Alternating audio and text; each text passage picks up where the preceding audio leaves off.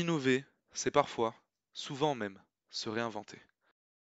Très vite, les horticulteurs et pépiniéristes du réseau Défi Hortipépi Île-de-France s'est orienté vers la lutte biologique par conservation, ou comment user des services écosystémiques disponibles, offerts entre autres par l'entomofaune, pour réguler les populations de ravageurs. Cette méthode consiste en la mise en place de conditions environnementales favorables pour les alliés des cultures, comme par exemple les coccinelles et leurs larves, grandes consommatrices de pucerons, ou les cirques pollinisateurs et leurs larves prédatrices. Ou encore les punaises prédatrices, notamment du genre Macrolophus. Les hyménoptères parasitoïdes, qui pondent leurs œufs dans de nombreuses espèces de ravageurs, sont aussi des alliés reconnus. Enfin, mésanges et rapaces jouent aussi leur rôle, principalement dans les cultures d'extérieur. Mais la nature ne revient pas seule. Pour ce faire, on use de subterfuges pour rapprocher les auxiliaires des cultures. On fait alors apparaître des abris, comme celui-ci, destiné à l'hivernage des chrysopes, mais colonisé ici par des guêpes du genre Polyste.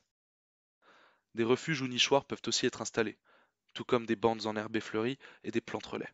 Composées de plantes nectarifères ou pollinifères, elles assurent le gîte et le couvert à la biodiversité fonctionnelle des sites. Ainsi, horticulteurs et pépiniéristes d'Île-de-France usent des ressources disponibles pour rediriger les auxiliaires vers leur culture. Je viens regarder régulièrement mes jardinières qui sont superbes, bien infestées de pucerons. Et ça me permet de tester pour voir si mes auxiliaires sont aussi présents. J'arrive à trouver des momies, des praons, des punaises Macrolophus. Et ça me permet de voir s'ils sont présents et sur cette plante et aussi sur mes cultures. L'idée des jardinières, au début, j'avais fait des pots de différents semis issus de PBI et mellifères. Je les avais étalés sur toutes mes tablettes. Et en fin de compte, j'ai fini par sélectionner des plantes qui marchaient un peu plus et je les ai mis en jardinière. Donc il y a des plantes qui attirent les auxiliaires et je crois qu'il faut arriver à les mettre en présence dans les serres pour les faire venir plus facilement. Tant que ça ne fait pas de dégâts sur la plante, je laisse faire. Si vraiment j'aperçois de la fumagine et qu'après je ne peux plus vendre ce produit, je vais être obligée de traiter.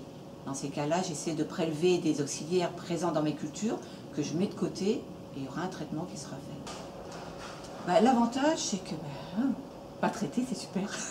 Les inconvénients, je vous dis, c'est si jamais, pour certaines cultures comme le chrysanthème, où il y a eu un peu de fumagine, après c'était le nettoyage des plantes pour pouvoir les vendre. Je regarde au-dessous si j'ai des pucerons, si je vois des traces de momies, de mue de pucerons. Donc ça me permet de rechercher si j'en ai ou pas. Après, je vais chercher si j'ai des auxiliaires qui sont présents dans ma culture ou pas. La mise en place de cette pratique passe donc avant tout par l'observation. C'est un facteur clé de la réussite de cette stratégie. Lorsqu'elle est régulière, elle permet de manager les auxiliaires pour les répartir au plus près des foyers de ravageurs.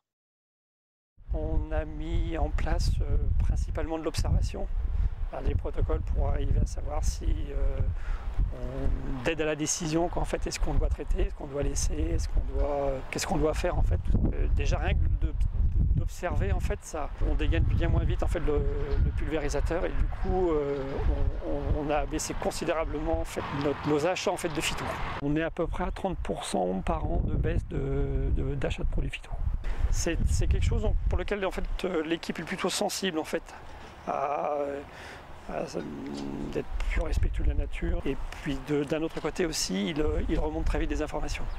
En fait, il faut que ça soit l'affaire de tout le monde. Quoi. En fait, tout seul, c'est plus compliqué. Quoi, en fait, quoi. Aujourd'hui, en fait, on a une équipe qui est formée aussi. On est beaucoup plus serein. Et on a pu apprendre. En fait, au début, ça paraissait compliqué. En fait, on est dans un milieu ouvert. On se demandait comment est-ce qu'on allait pouvoir arriver à gérer ça. On s'est dit, on va faire des lâchers. On se posait des tas de questions. On se disait, on va faire des lâchers, tout ça, ça va partir, ça ne peut pas se développer, ça peut pas rester. Donc, en fait, la force du groupe, en fait, nous a permis, en fait, de progresser rapidement. Très vite, on s'est aperçu, en fait, effectivement, qu'on avait des auxiliaires en fait, naturels qui étaient présents, qu'on ne connaissait pas. On a appris à attendre en fait effectivement qu'ils puissent qu'ils se développent et qu'ils soient efficaces en fait sur les parasites. Ainsi, les horticulteurs et pépiniéristes du réseau Défi Hortipépi Île-de-France sont à présent en mesure de prendre du recul sur cette pratique et entendent bien parfaire et partager leurs connaissances. Honnêtement, je me suis éclatée. Ça a été vraiment, cette expérience a été géniale parce que j'ai découvert tout un monde miniature et d'avoir tous ces auxiliaires à proximité et à notre disposition, je trouve ça formidable. Non, vraiment, ça m'a passionnée, c'était un plaisir. L'incertitude définit le futur, mais par la mise en commun des expériences, des savoirs et des ressentis, Défi rassemble et ouvre la voie.